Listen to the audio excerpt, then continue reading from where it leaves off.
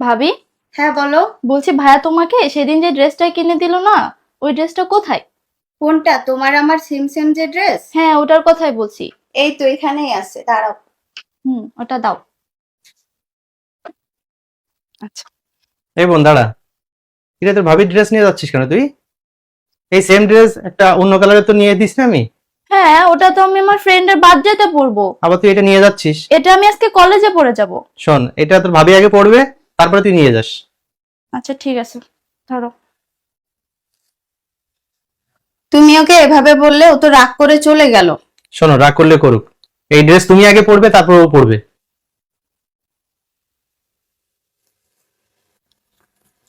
কি ব্যাপার বোন, বিস্কিট খাচ্ছো? কি ব্যাপার, তুমি বিস্কুট নিলা কেন? এটা ভাইয়া আমার জন্য নিয়ে আসছে, আমি পছন্দ করি তাই। তুমি অন্য বিস্কুট খাও, যাও। এই বোন, তোর পছন্দ এই জন্য তোর জন্য আমি নিয়ে এসেছি বিস্কুট। এখন থেকে যা নিয়ে আসবো তো ভাবির সাথে শেয়ার করে খাবি। আর শোনো, তুমি তোমার জন্য যা নিয়ে আসবো তুমি ওর সাথে শেয়ার করে খাবে, মনে থাকবে তো?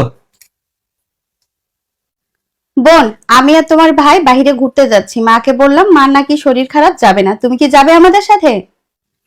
না, আমার এখন ভালো লাগছে না, তোমরাই যাও, আমি যাব না। দেখছো মা, তোমার ছেলে আর ছেলের বউ বাহিরে গেল, আমাকে একবার বললোও না। আমার না হয় শরীর খারাপ, কিন্তু তোকেও বললো না? বললোই না। তোমার ছেলের বউ তোমার ছেলেকে একদম হাত করে ফেলছে। এই বোন, তোর ভাবি যে তোকে আমার সামনে যাওয়ার কথা বললো, তুই বললি যাবি না, এসে আবার মার কাছে এসে বলছিস যে আমাকে বলিনি। এটা করিস না, দেখ তোরও বিয়ে হবে, আমাদের সংসারে অশান্তি সৃষ্টি করিস না। এই তোদের মতো কিছু বোনের জন্য ভাইয়ের সংসার নষ্ট হয়ে যায়, এখন থেকে শুধরে যা।